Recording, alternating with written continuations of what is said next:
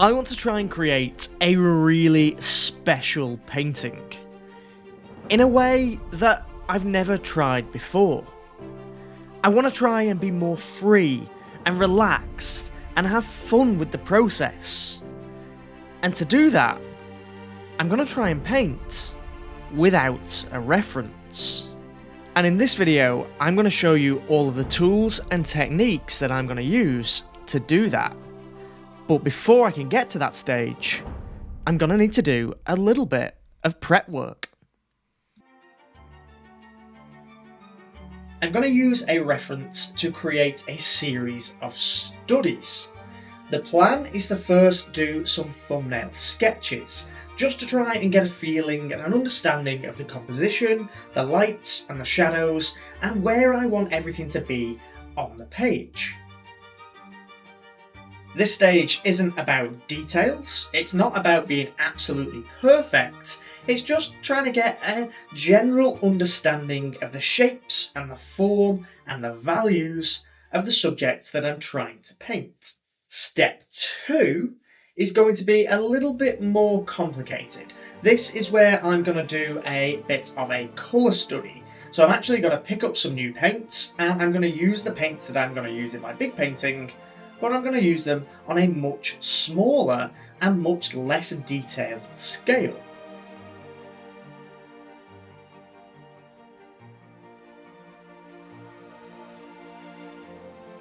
This is going to help me to understand how to mix the colours and achieve the colours that I want for this particular painting.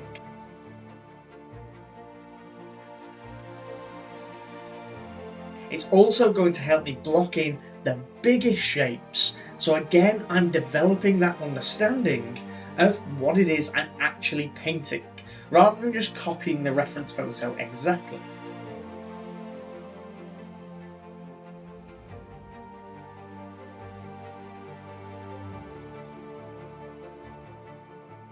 The third thing that I'm going to do is I'm going to create a detailed charcoal drawing. This is so that I can fully understand the subject that I'm trying to paint. And obviously in this case, it is a tiger. So I'm going to try and create a much smaller version of what I'm going to paint, but quite detailed. And I'm going to focus on some parts of the painting that I think the viewer will want the most focus on. So things like the eyes and the nose. But I'm also going to be focusing on parts of the painting that I think I'm going to struggle with. So I'm going to do two types of detail drawing. I'm going to do a smaller detail drawing on a sketchbook. So this is an A3 sketchbook. I'm going to fill that and I'm just going to focus on drawing the tiger and getting the details that I want there. Then, using this same sketchbook, I'm going to zoom in a little bit. And I'm going to actually try to draw at the same scale that I want my finished painting to be. And I'm going to pick out those key bits, things like drawing an eye, things like drawing a nose, things like picking out some fur detail or some of the reflections in the water. And I'm going to try and draw them just as I would paint it, but obviously in black and white. And this is going to allow me to understand what level of detail that I need to go into in the actual painting. And that's going to set me up to hopefully create a great painting that I'm not going to be using a photo reference to actually paint from. I'm going to use all of those studies that I've just created.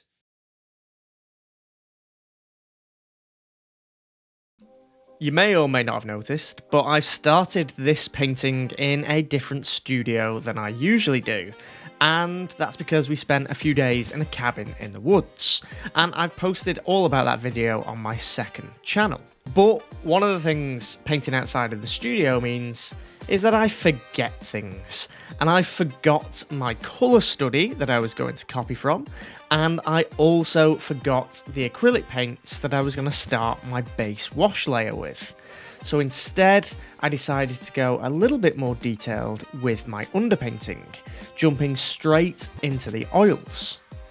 It's not a big deal, but it just means my initial layer is a little bit more refined than I had originally hoped. I was going to do lots of washes and block big shapes with the acrylics and then work with the oils over the top. But instead, I focused on some slightly smaller shapes with the oils. And the oils that I'm using are the Tropical Colour set from Michael Harding. These are my absolute favourite oil paints to use. The only downside to doing my underpainting in this way is it takes a heck of a lot longer than with the acrylics or the big bold shapes. So it actually took me 4 days just to get to this stage. I didn't even manage to cover the entire canvas. The rest of this layer I had to finish in the studio. Apologies for the label sticking out my hat, forgot to tuck that in. This stage of the process back in the studio is just very much the same as when I was in the cabin. It's just mixing colours, as much variation as possible, and trying to fill the canvas and completely cover it with oil paints. I'm using Liquin as my medium with these oil paints, so that hopefully it dries relatively quickly.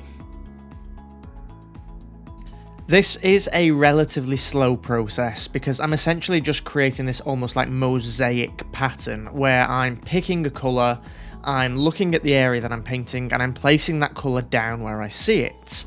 And I'm just repeating that for as many different colours as I can, with lots of subtle variation between the greens, the blues, the yellows, the oranges. You can see that on my palette. This is by no means the finished painting, this is just the first layer. You can see as I get closer the brushwork isn't amazing, it's a little bit erratic, it's not quite as controlled as I would like, but we've got the vast majority of the colours down, the vast majority of the values down. There are just some little tweaks like adding darks, adding lights, pushing that contrast a little bit, and we're going to have to do that in the next layers because we're going to have to wait for this to dry. You can see that back in my studio it was much easier because I had that colour study to work from. I waited about 3 days to make sure that the first layer was completely dry before moving on to the next stage, and this is where I start to think a little bit more about the details, the lights, the shadows, those values, and try to give the painting a little bit more form.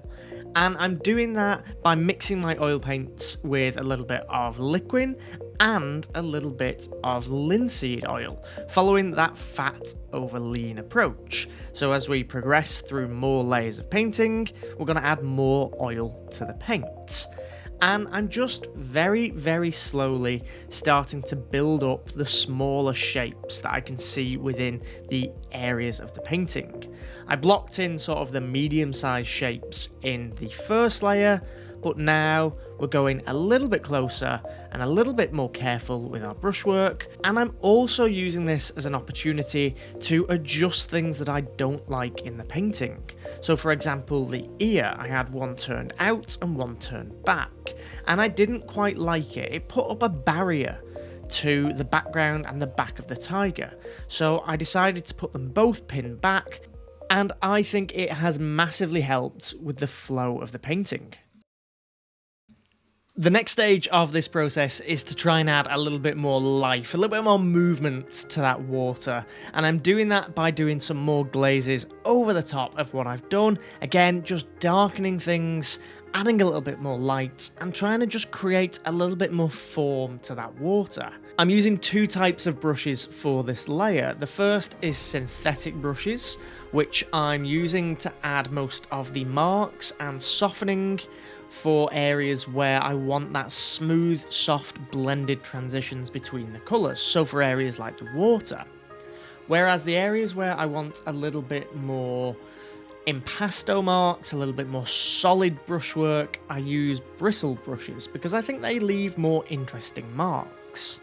I'll actually blend back a lot of the marks that I make with the synthetic brushes with another dry synthetic brush, usually a soft filbert, just to make sure everything blends in. And then for water effects, I also like to add splashes, and I do that using a toothbrush and a palette knife. I find this much better than painting the splashes on because it adds that natural variation and makes it all look a little bit more dynamic. And you can see here we've got some of that bristle brushwork where I'm adding the foam and the waves of that water, trying to really give that impression of movement within it. And I mean, this is only the second layer. There's still another layer to finish it all off.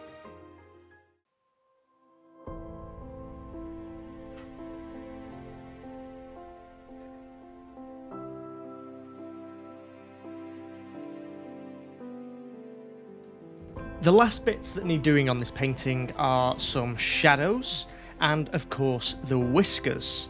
I'm also using this final layer to add some more intermediary colours and also soften some of the edges.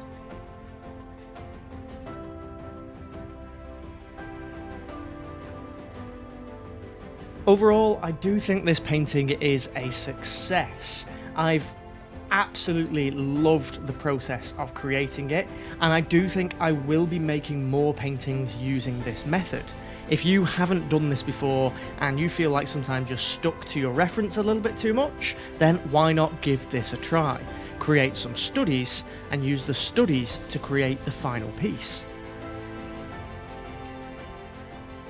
I wanted to do this because I wanted to try and loosen up a little bit with my painting process, and what I've realised is I still have a long way to go.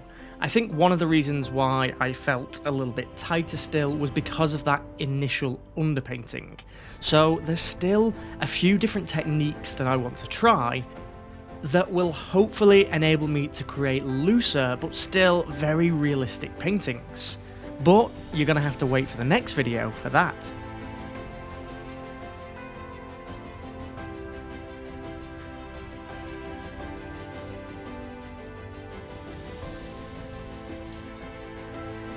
Anyway, here it is. Here's the finished painting. I am over the moon with how this turned out. I hope you like it. And as always, thank you so much for watching, and I'll see you next time.